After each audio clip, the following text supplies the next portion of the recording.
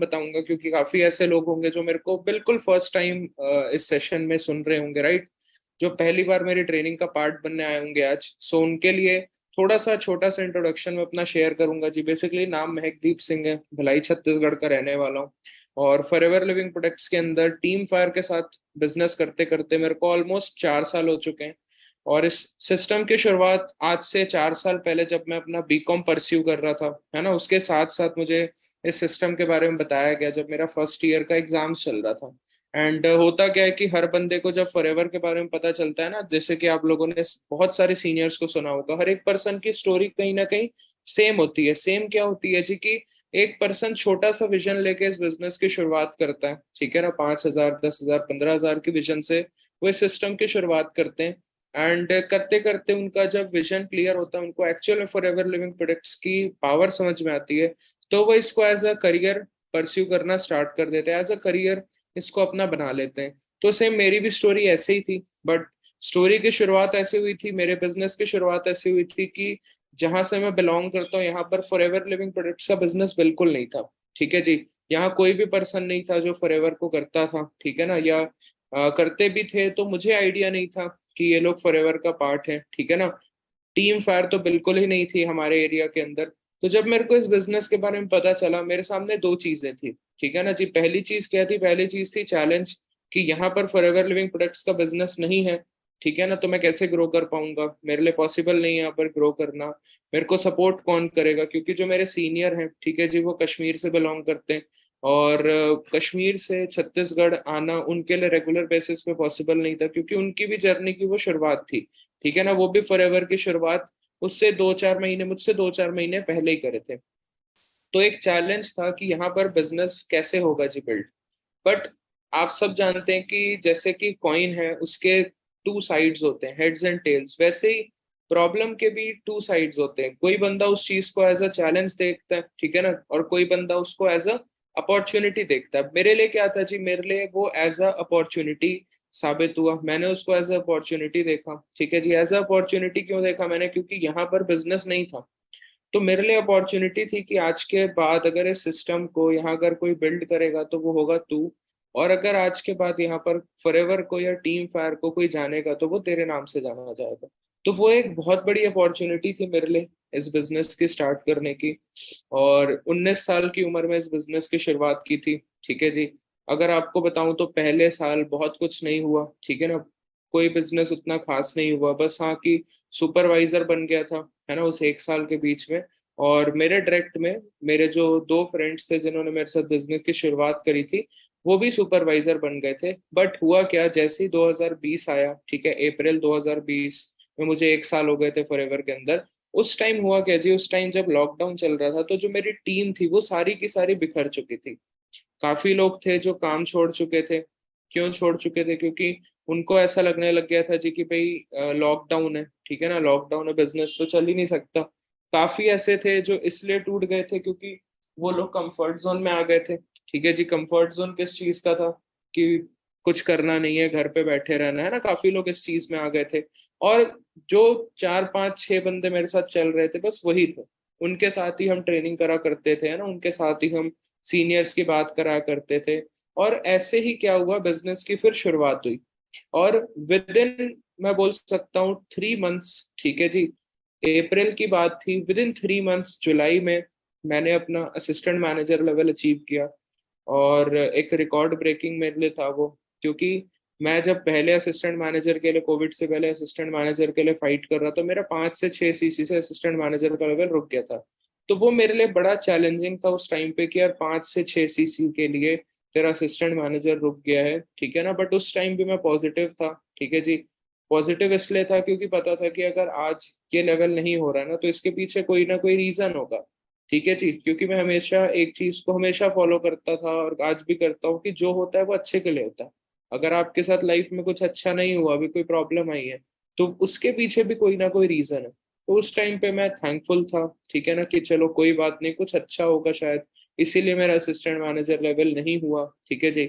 हुआ क्या, जुलाई के अंदर 26 तारीख को ही मेरा असिस्टेंट मैनेजर हो गया। और जो मेरा असिस्टेंट मैनेजर नॉर्मली 75 सीसी है, जो कंपनी ने एक अपना टारगेट रखा है कि 75 सीसी का बिजनेस डालोगे आप असिस्टेंट मैनेजर बन जाओगे, तो वो असिस्टेंट मैनेजर जी मेरा 103 सीसी से वो 103 सीसी से अगले महीने 20 तारीख को ही अगस्त के अंदर मेरा मैनेजर हो गया। और मैनेजर जो हमारा 120 सीसी होता है जी, वो मेरा हुआ था अप्रोक्सीमेटली 180 सीसी से। सो यहाँ से आप अंदाजा लगाइए कि अगर आपकी लाइफ में कभी आपको वो चीज नहीं मिल रही जिस चीज के लिए आप काम कर रहे हो, उस टाइम पे नहीं मिल रही जिस टाइम पे आप चाहते हो, तो कहीं ना कहीं आपके लिए ना कुछ बेटर लिखा हुआ है। ठीक है जी, मेरा यही मानना है कि अगर आज की डेट में अगर मैं मान लो फाइट कर रहा हूँ किसी भी अचीवमेंट के लिए, किसी भी चीज के लिए, एंड अगर मैं अपना 110% दे रहा हूँ उस चीज में, बट फिर भी वो मेरे पास नहीं आ पा रही अचीवमेंट, वो चीज को मैं अचीव नहीं कर पा रहा, it means God has other plans, है ना। और भगवान जो हमारे लिए प्लान सोच के रखा है वो हम सोच भी नहीं सकते। ठीक है जी। 20 साल की उम्र में मैनेजर बन गया, और उसी महीने का जो मेरा पे आउट था जी वो 1,18,000 रुपए का था। मेरी लाइफ का मतलब बोल सकते हो सबसे बड़ा इनकम थी वो उस टाइम पे। ठीक है जी। 20 साल की उम्र में 1,18,000 का पे आउट आना बहुत बड़ी बात थी मेरे लिए भी और मेरे घर वालों के लिए भी। अगले महीने फिर इनकम बढ़ी, 1,75,000 का पे आउट। उसके अगले महीने मैं सीनियर मैनेजर बन गया, नवंबर के अंदर 2 मंथ बाद मैं सीनियर मैनेजर बन गया। और उसके जस्ट 2 मंथ बाद जनवरी में, जो अभी ट्रेनिंग की शुरुआत करने से पहले मैंने एक वीडियो चलाई थी, वो गाड़ी मैंने जनवरी 2021, मतलब आज से लगभग लगभग 2.5 साल पहले इस सिस्टम से मैंने अपनी पहली गाड़ी परचेज करी थी, क्रेटा 20 लाख रुपए की टॉप मॉडल। सो वो एक ड्रीम कम ट्रू मोमेंट था, क्योंकि 21 साल की एज में जब मेरा बीकॉम फाइनल ईयर चल रहा था और बीकॉम करते करते मैंने इस सिस्टम से अपनी पहली गाड़ी परचेज करी। क्योंकि काफी ऐसे लोग होंगे इस ट्रेनिंग के अंदर जो ये चीज समझते होंगे जी कि फॉरएवर लिविंग प्रोडक्ट्स में हमें पूरा फुल टाइम देना पड़ेगा तब हम सक्सेसफुल होंगे, हम काम मतलब फुल टाइम करेंगे तब हम इस बिजनेस में ग्रो करेंगे। ठीक है जी, फुल टाइम तो करना है, बट आप जितना भी टाइम दे रहे हो, मैं एक चीज समझता हूँ, अगर आप पार्ट टाइम भी फॉरएवर को कर रहे हो ना, तो आप उसको पूरा पार्ट टाइम करो। जैसे कि एक बंदा अपनी नौकरी को करता है, ठीक है ना, अगर वो 6 घंटे या 4 घंटे दे रहा है तो वो 4 घंटे शिद्दत से काम करता है। हमारे बिजनेस में सबसे बड़ी दिक्कत यही है, मैं जो फील करता हूँ कि हमारे बिजनेस में हम बोल तो रहे हैं कि yes we are working, but वो शिद्दत से वर्क ना हम दिन के 1 से 1.5 घंटे ही करते हैं, और रिजल्ट भी हमें इसलिए फिर वैसा ही मिलता है। तो मैंने स्टार्टिंग से एक ही चीज रखी थी कि मैं अपने पापा की शॉप में भी बैठता था। ठीक है जी, क्योंकि उन्होंने मेरे को अलाउ नहीं किया था फॉरएवर के लिए, तो मैं छिप छिपा के 1 साल फॉरएवर किया था, जिसमें मैं सुपरवाइजर ही बन गया था और मेरे डायरेक्ट में 2 सुपरवाइजर भी हो गए थे। वो छिप छिपा के बिजनेस चल रहा था। फिर जब लॉकडाउन आया तो मैंने काम को फुल टाइम करना स्टार्ट किया, और उसके बाद से मैं फुल टाइम ही इस काम को कर रहा हूँ। और पिछले 4 साल में अप्रोक्सीमेटली 40 लाख रुपए से ज्यादा मैं फॉरएवर से कमा चुका हूँ। उसके बाद काफी ट्रिप्स हैं जो मैं मतलब एंजॉय कर चुका हूँ। अभी रिसेंटली आप लोगों ने देखा होगा कि हमारी कंपनी का ग्लोबल रैली इवेंट हुआ बाली के अंदर, तो ये मेरी लाइफ का पहला ग्लोबल रैली इवेंट था, पहला इंटरनेशनल ट्रिप था। और वहीं पर मैं आप सबके सीनियर्स जो है ना, नवजोत सर, गुरजीत सर, इनसे मिलने का मौका मिला।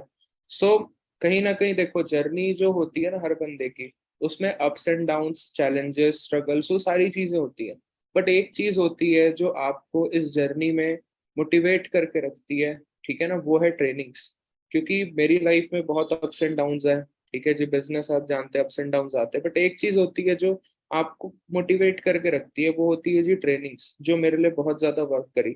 सो आज एक ऐसी ट्रेनिंग मैं आपके साथ शेयर करूंगा जो कि मैं एक चीज समझता हूँ, हमारे बिजनेस में 2 R's सबसे इंपॉर्टेंट है। ठीक है ना, 2 चीजें बहुत ज्यादा इंपॉर्टेंट है, first is recruitment and second is retention. ठीक है जी, रिक्रूटमेंट की ट्रेनिंग आप लोगों को ऑलरेडी मिल चुकी होगी, रिक्रूटमेंट कैसे करना है ये आप लोगों को पता होगा। बट आज मैं आपके साथ शेयर करूंगा जी कि आपने टीम की रिटेंशन कैसे करनी है। क्योंकि टीम बिल्डिंग करना बहुत आसान है। ठीक है जी, आप टीम को बिल्ड तो कर लोगे, लेकिन उसको आपने रिटेन रखना भी बहुत इम्पोर्टेंट है। क्योंकि आपने एक बार घर तो बना लिया, ठीक है जी, आपने घर बना लिया, बट उस घर को वैसा ही रखना, ठीक है ना, वैसा ही रखना कि वो सालों साल टिके रहे, सालों साल बढ़िया रहे, वो सबसे ज्यादा इम्पोर्टेंट है। ठीक है ना। क्योंकि हमें वो चीज मतलब बिल्कुल नहीं करनी है कि हमने एक बार घर बना लिया, अब उसकी हम केयर ही नहीं कर रहे, वो टूट गया है ना, फिर नया बना रहे, तो है ना, मतलब वो चीज कहीं ना कहीं आपके लिए बहुत ज्यादा क्या रहेगी, चैलेंजिंग रहेगी। और एक लाइन बोली जाती है ना, जैसे कि रिटेंशन के टाइम पे जो लोग रिटेंशन नहीं करते, उसमें एक लाइन बोली जाती है, आगे दौड़ पीछे छोड़। ठीक है ना, मतलब कि कुछ लोग होते हैं, उनका काम इसी तरीके से होता है कि सिर्फ वो आगे दौड़ते और पीछे छोड़ देते हैं लोगों को। तो वो चीजें कहीं ना कहीं हमें नहीं करनी है। तो मैं अपनी जो स्क्रीन है आपके साथ शेयर करता हूँ, सो दैट इस सेशन को हम स्टार्ट करें। So just give me a minute.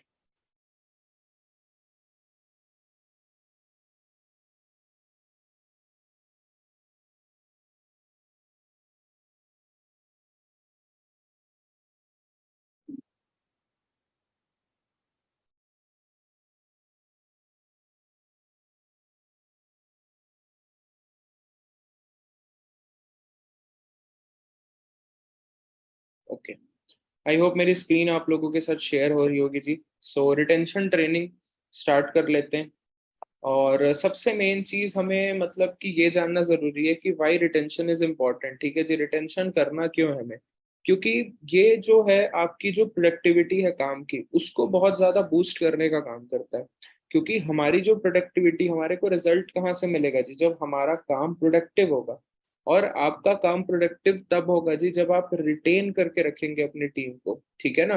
क्योंकि काफी पर्सन्स का, जैसे मैंने आपको बताया, वो इस बिजनेस को इस तरीके से करते कि वो कहीं ना कहीं सेल्फिश हो जाते हैं स्टार्टिंग से। वो सेल्फिश इसलिए हो जाते हैं कि उनके पास टीम्स होती है, बट वो कभी भी उस टीम को पहली प्रेफरेंस नहीं देते। वो हमेशा अपने आप को पहली प्रेफरेंस देते हैं। ठीक है ना? और कहीं ना कहीं ये चीज क्या करती है, ये चीज ब्रेक करती है उनकी टीम को। हमें कभी भी अगर इस बिजनेस में ग्रो करना है, तो हमें अपनी टीम को भी उतनी ही प्रेफरेंस देनी है जितनी हम अपने आप को दे रहे हैं, ताकि हमारी जो प्रोडक्टिविटी है वो कहीं ना कहीं इंक्रीज हो पाए। है ना? अब देखो, जो बंदा इस बिजनेस को लॉन्ग टर्म के लिए बिल्ड करता है, अगर मैं आपको बात करूँ टीम फायर की, जिस टीम का हम पार्ट हैं, टीम फायर अपने रिटेंशन के लिए ही जानी जाती है। क्योंकि टीम फायर के अंदर हमारे फाउंडर से लेके नीचे 100वीं जनरेशन का भी अगर कोई मैनेजर है ना, वो भी लाख रुपए महीने का कमा रहा है। और पहली बात आप ये सोचो, 100वीं जनरेशन पे मैनेजर, कितनी बड़ी बात है। टीम फायर में हजारों लोग हैं जो as a manager, senior manager इस सिस्टम में ग्रो कर रहे हैं। ठीक है ना? इसका रीजन क्या है जी? इसका रीजन है रिटेंशन। जो हमारे फाउंडर्स हैं टीम फायर के, ठीक है ना, जो हमारे सीनियर्स हैं, Manveer sir, Jaspreet sir, Manpreet Singh Aujla sir, ठीक है ना, ये लोगों की जो माइंडसेट है ना, हमारे सीनियर्स की जो माइंडसेट है वो यही है कि वो हमारे को रिटेन करके रखते हैं इस बिजनेस के अंदर। अगर मैं आपको ऑनेस्टली बताऊं, मतलब मैं जहां से बिलोंग करता हूँ, ठीक है, मेरे को कभी भरोसा नहीं था कि जो मेरे सीनियर्स हैं, ठीक है ना, वो इतनी जल्दी मेरे पास आ जाएंगे। ठीक है ना? ये तो भरोसा था कि हाँ वो सपोर्ट करेंगे मेरे को, लेकिन मेरे को ये नहीं भरोसा था कि भी इतनी जल्दी वो मेरे पास आ जाएंगे। ठीक है ना? पिछले कुछ महीने, 2 से 3 महीने पहले ही जो टीम फायर के फाउंडर हैं, ठीक है जी, वो हमारे एरिया में आए थे हमारे बिजनेस की ग्रोथ के लिए। और वो इसलिए आए थे क्योंकि वो रिटेंशन पे बहुत भरोसा करते हैं। ठीक है ना? मैं उनके इतने नीचे नीचे जनरेशन में आता हूँ कि उसकी कोई मतलब लिमिट ही नहीं है कि मेरे से उनको 1 रुपए भी जाए। बट क्यों? क्योंकि टीम फायर रिटेंशन पे बहुत ज्यादा फोकस करती है। क्यों? क्योंकि ये प्रोडक्टिविटी को बहुत ज्यादा बूस्ट करता है। अब उसके बाद हम ये चीज समझते हैं कि भाई टॉप रीजंस क्या है जिसके कारण हमारी जो टीम है वो रिटेन नहीं होती। उसमें सबसे पहला पॉइंट आता है जी, लैक इन कनेक्टिविटी।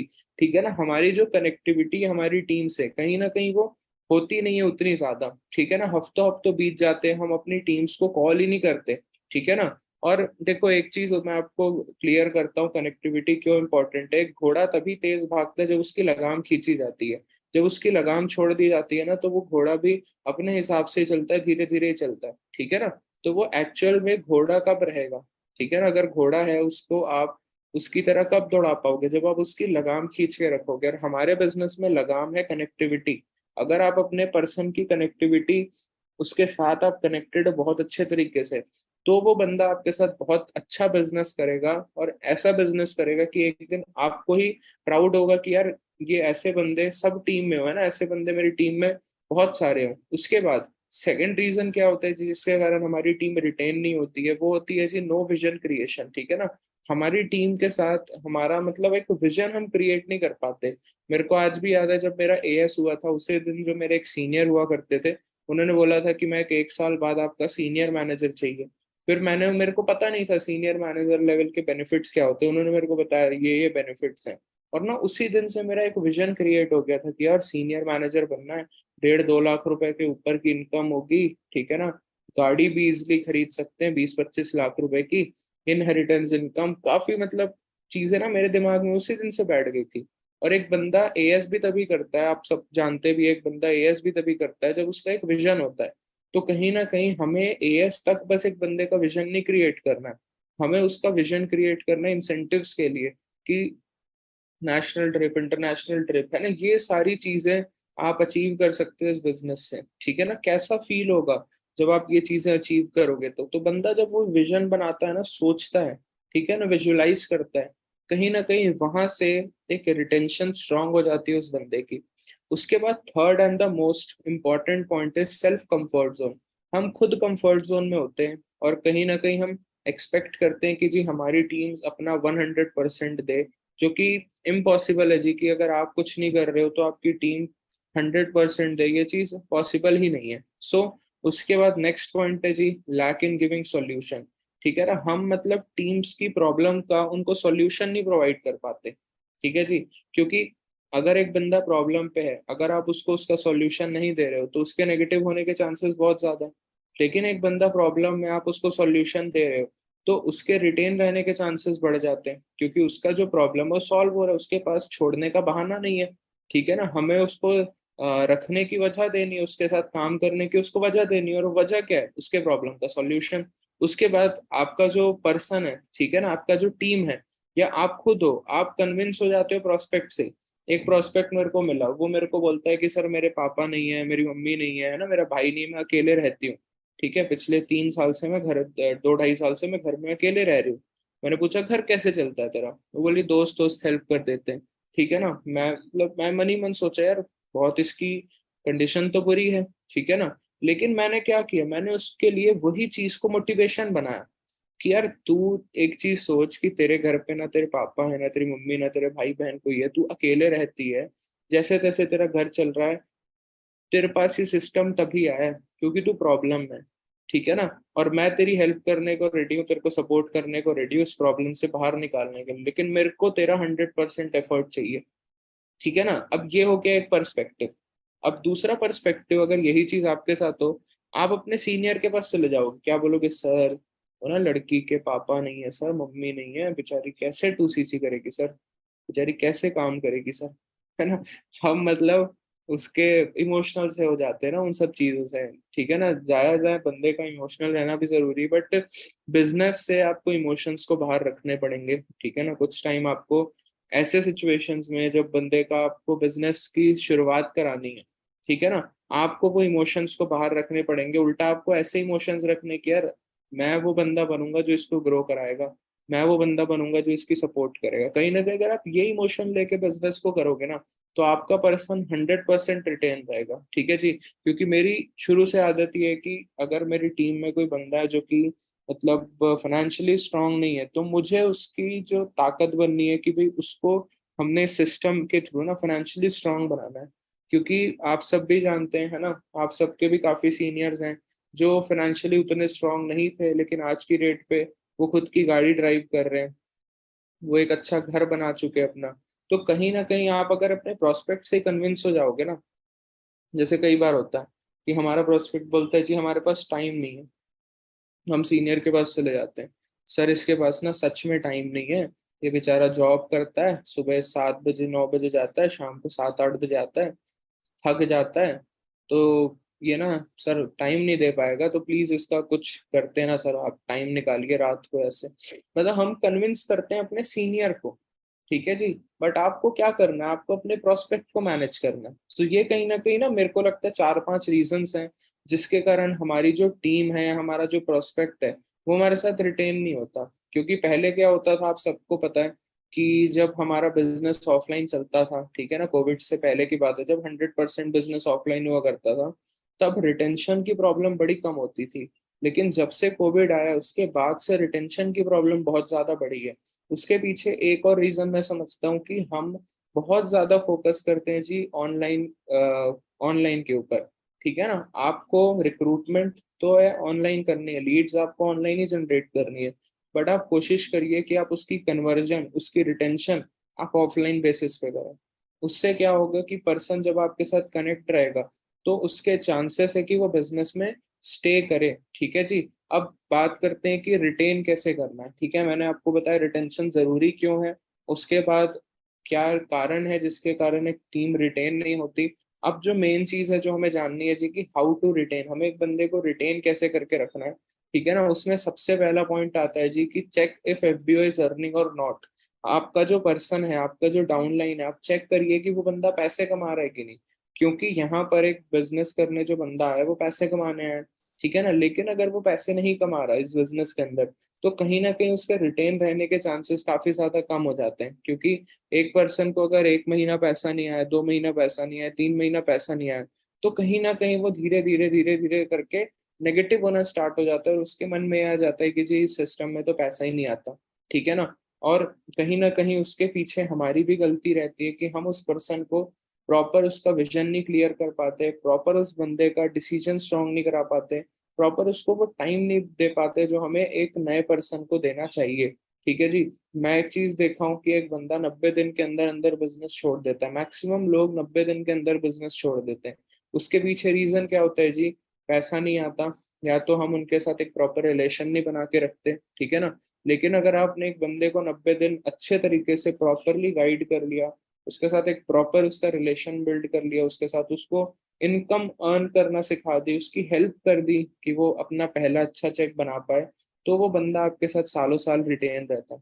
ठीक है जी। तो ये जो 90 दिन होते हैं ना हमारी लाइफ के, जब एक बंदा एएस करता है, उसके बाद जो 90 डेज होते हैं वो बहुत ज्यादा इंपॉर्टेंट है। मैंने एक दो बुक्स के अंदर भी ये चीज पढ़ी है, काफी ट्रेनिंग्स भी लगाई है कि first 90 days are the most important 90 days of your life. ठीक है, जो कि आपको बहुत सालों के लिए फिर इस सिस्टम में रिटेन करके रखता है।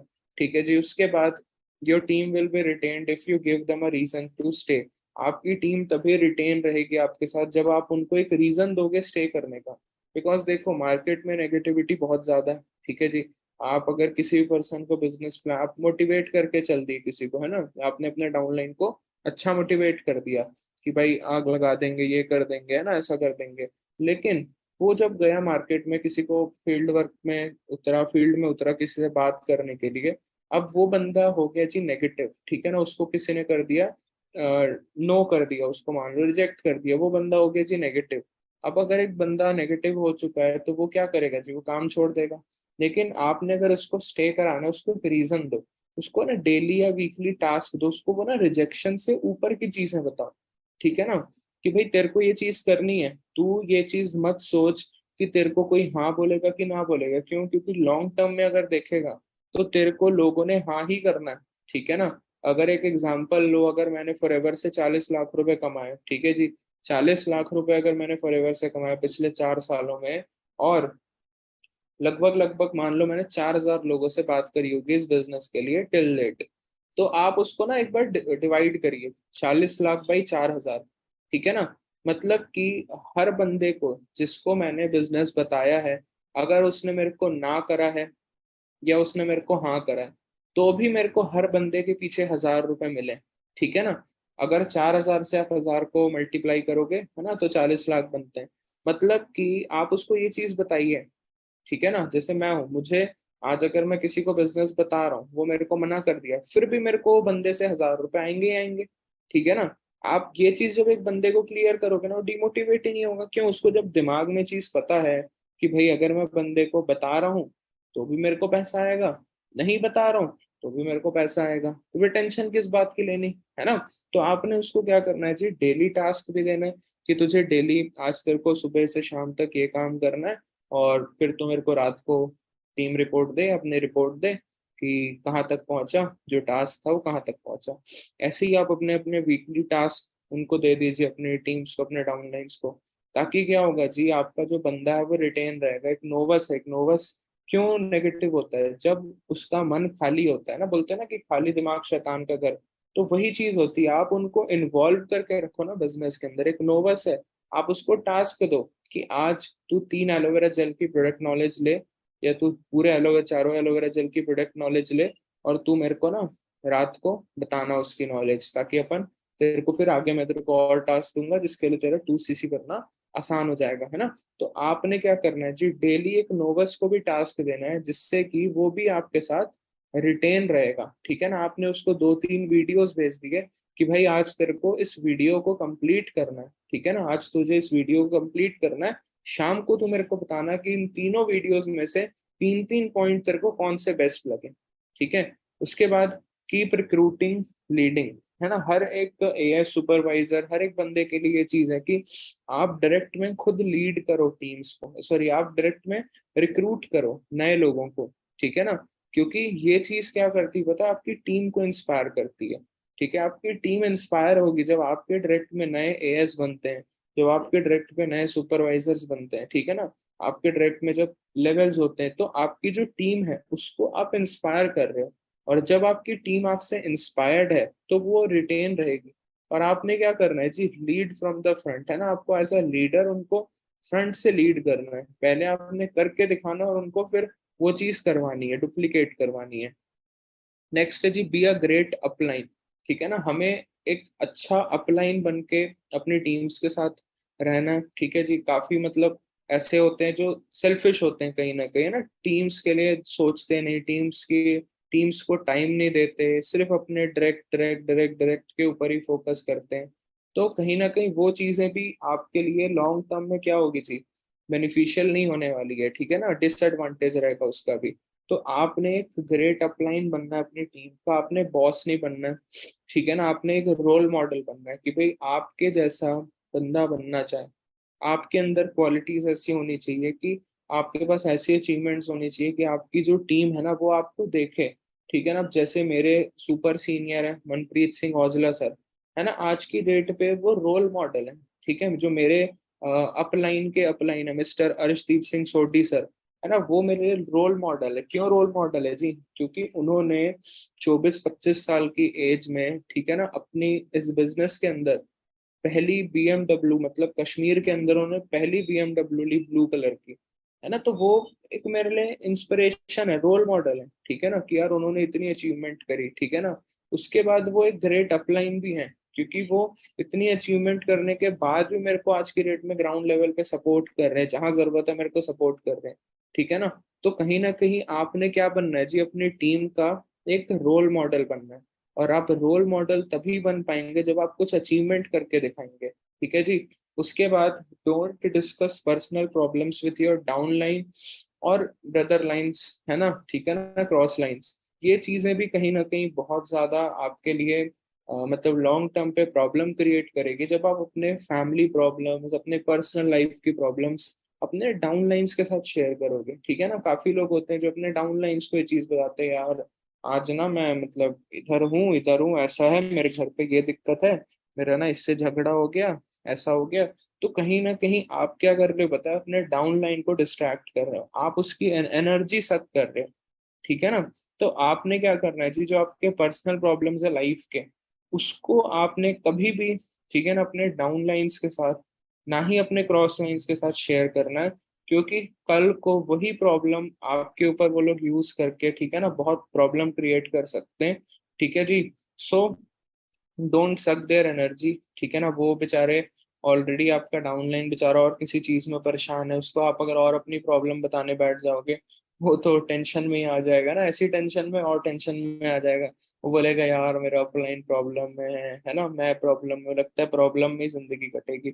और इसलिए क्या होता है, एक बंदा नेगेटिव हो जाता है, ठीक है जी। उसके बाद ऑलवेज बी पॉजिटिव, ये तो बहुत ज्यादा जरूरी है। अगर आपने अपनी टीम को रिटेन करना है, तो आपकी पर्सनल लाइफ में क्या चल रहा है, आपकी फैमिली में क्या चल रहा है, वो चीजें मैटर नहीं करती, ठीक है ना। आपने वो चीज कभी भी शेयर नहीं करनी है, आपने पॉजिटिव रहना है। अब देखो, अगर आपकी लाइफ में कोई भी नेगेटिव सिचुएशन चल रहा है, ठीक है ना, तो वो चीज आपके ना टीम्स को नहीं दिखनी चाहिए।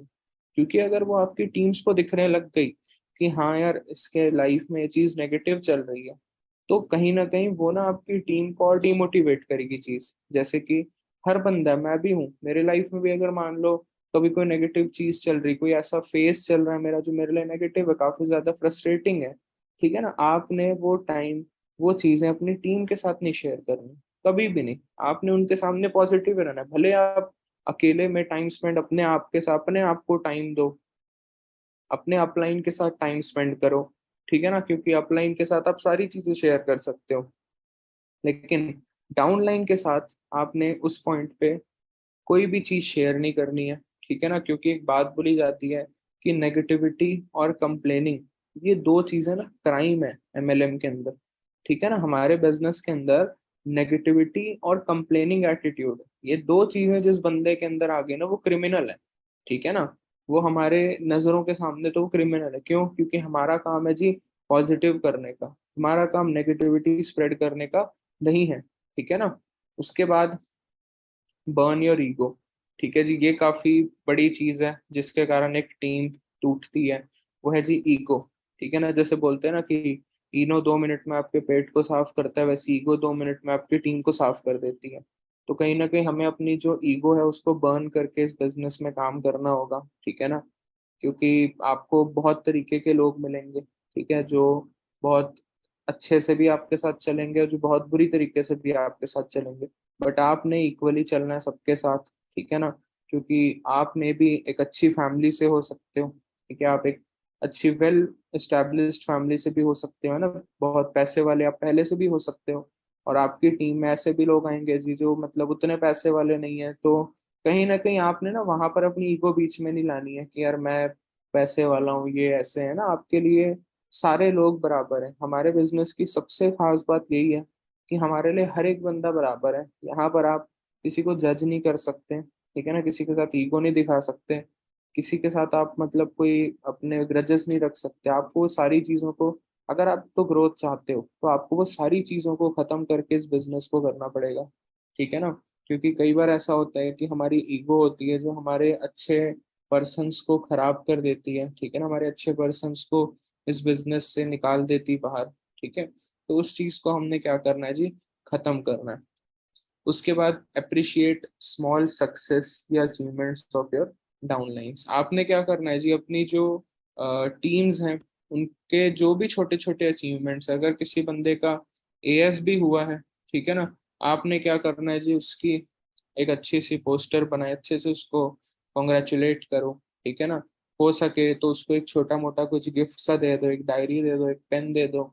आपने क्या करना है, छोटी छोटी सक्सेस को भी सेलिब्रेट करना है, अप्रिशिएट करना है, जो भी आपकी टीम में हो रही है। सुपरवाइजर है ना, जैसे कि हम मतलब हमारी टीम फायर है, देखो इतनी जबरदस्त टीम है जो कि 4C से रिट्रीट करती है। ठीक है ना, और मैं आपको बताता हूँ कि आज से लगभग लगभग 2.5 साल हो चुके हैं इस बात को। ठीक है ना, और 4C से रिट्रीट हमने यहाँ पर शुरुआत करी थी। तो इससे फिर धीरे धीरे धीरे धीरे बहुत सारी टीम्स ने भी उस चीज को करना स्टार्ट कर दिया था, है ना। और ये छोटी छोटी जो सक्सेस है ना, ये छोटी छोटी सक्सेस क्या है, आपकी टीम को बूस्ट करेगी। ठीक है जी, आपकी जो टीम्स हैं उनको बूस्ट करेगी, जिससे कि वो और अपना बिजनेस क्या करेंगे जी, ग्रो करेंगे, क्योंकि उनको पता लग जाएगा कि यार ये छोटी सी चीज है, अगर मेरी छोटी सी अचीवमेंट के लिए मेरा सीनियर मेरे को इतना मतलब पॉजिटिव कर रहा है, इतना मेरे को अप्रिशिएट कर रहा है, तो जब मैं बड़ी सक्सेस करूंगा, जब मैं बड़ी अचीवमेंट्स करूंगा, तो फिर मेरा अपलाइन मेरे लिए क्या क्या नहीं करेगा, है ना। तो ये चीजें बहुत ज्यादा मतलब आपके लिए बेनिफिशियल रहेगी, रिटेन करके रखेगी आपकी टीम को। एंड उसके बाद लास्ट पॉइंट क्या है जी, कि work on improving skills of your team. आपकी जो टीम है उसकी स्किल्स इंप्रूव करने पे वर्क करिए, क्योंकि कहीं ना कहीं अगर उनकी स्किल्स इंप्रूव होगी तो ऑटोमेटिकली वो रिटेन रहेंगे आपके साथ, है ना। आप उनका विजन क्लियर करते चलो टाइम टू टाइम, ताकि वो चीज भी आपकी टीम्स को रिटेन करके रखेगी, है ना। और कहीं ना कहीं ये जितने भी पॉइंट्स मैंने आपके साथ आज डिस्कस किए हैं, ठीक है ना, ये सारी चीजें क्या है जी, आपकी जो टीम है उसको रिटेन करने के लिए बहुत ज्यादा बेनिफिशियल होगी। और एक बार अगर आप अच्छे से इन चीजों को इम्प्लीमेंट करना स्टार्ट कर दिए, तो फिर कभी भी आपको रिटेंशन के अंदर प्रॉब्लम नहीं आने वाली है। ठीक है जी। सो उसके बाद एक और लास्ट पॉइंट बचता है जो मैं आपके साथ शेयर करता हूँ, that is connect your teams या prospects with your seniors Instagram handle. ठीक है ना, ये चीज भी मैं बहुत बहुत बार देखा हूँ मेरी टीम के अंदर भी, कि इससे बहुत अच्छा रिजल्ट आया। ठीक है ना, हालांकि कुछ लोग हैं जो वो जानबूझ के नहीं शेयर करते अपने सीनियर्स की इंस्टाग्राम, है ना, लेकिन मैं आज भी ये चीज करता हूँ कि जब मैं किसी बंदे को बिजनेस बता रहा हूँ, ठीक है ना, 4 साल हो गए जी बिजनेस करते जब से एएस हुए, तब से मैं ये चीज आज भी कर रहा हूँ और इससे मेरे को बहुत अच्छा रिजल्ट आता है। कि मैं जो अपने टीम्स, मतलब जो मेरे प्रोस्पेक्ट्स है जिनको मैं प्लान शो कर रहा हूँ, उनको मैं सबसे पहले क्या करता हूँ, प्लान दिखाते टाइम ही अपने सीनियर की इंस्टाग्राम आईडी दिखाता हूँ। ठीक है ना, जो अर्शदीप सर है उनकी आईडी दिखाता हूँ, तरनजोत सर है उनकी आईडी दिखाता हूँ। ठीक है, उसके बाद क्या होता है जी, मैं उसको ना ऑन द स्पॉट वो आईडीज भेज भी देता हूँ। ठीक है ना, मैं उसको वो आईडीज भेज देता हूँ लिंक की, फॉलो कर लो इनको। ठीक है ना, हमारे सीनियर्स हैं, और भी बहुत अच्छे अच्छे कंटेंट ये डालेंगे जिससे आपको बहुत नॉलेज मिलेगी, बहुत आपको इंस्पिरेशन मिलेगा। ठीक है, तो ये चीज करने से क्या होता है जी, कि कल को अगर वो बंदा मेरे को रिस्पॉन्स नहीं दे रहा, लेकिन वो मेरे सीनियर्स को फॉलो कर रहा है इंस्टाग्राम में, तो एक पोस्ट ऐसा कुछ वो डालेंगे जिससे कि शायद वो बंदा हिट हो, उसको अंदर से लगे कि नहीं यार, मुझे बिजनेस की शुरुआत करनी चाहिए, और वो मेरे पास वापस आएगा बिजनेस करने। ये चीज मेरे साथ 3 से 4 बार हो चुकी है। ठीक है ना, कि बंदे मेरे को रिस्पॉन्स देना बंद कर देते हैं, लेकिन मेरे सीनियर्स की इंस्टाग्राम को देख के वो मुझे मैसेज करते हैं। एक एक लड़की थी, ठीक है ना, कुछ टाइम पहले की बात है, वो ऐसे ही मेरे साथ बिजनेस देखी थी, 1 डेढ़ साल पहले की है ना, और उसके बाद उसने मेरे को रिस्पॉन्स देना बंद कर दिया। मैंने उसी टाइम जब मैंने बिजनेस दिखाया उसको, ऑनलाइन ही मैंने प्लान शो किया था उसको, मैंने सीनियर्स के इंस्टाग्राम लाइव दिखाए थे सेशन के अंदर, मैंने उसको फिर लिंक भेजा कि आप इसको आप इनको फॉलो कर लीजिए। उसने फॉलो भी किया था, बट 2 से 3 दिन बाद उसने मेरे को रेस्पॉन्स देना बंद कर दिया।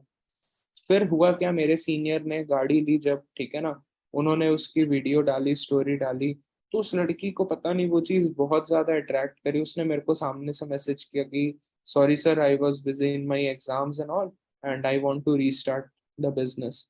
उसने रीस्टार्ट किया बिजनेस, उसने एएस किया, ठीक है ना, वर्क कर रही है आज की डेट में वो। तो कहीं ना कहीं आपने क्या करना है, ये पॉइंट भी फॉलो करना है, जिससे कि आपकी टीम, आपका प्रोस्पेक्ट पैसिव फॉलोअप में रहेगा। ठीक है ना, वो पैसिव फॉलोअप में रहेगा, और कहीं ना कहीं वो आपके साथ आगे चल के काम करेगा ही करेगा। ठीक है जी। सो आई होप जो मैंने मेन मेन पॉइंट्स आपके साथ डिस्कस किए, उसको आप यूटिलाइज करेंगे, उसको आप इम्प्लीमेंट करेंगे, और वहां से जो आपका बिजनेस है वो बहुत अच्छे से रिटेन भी रहेगा।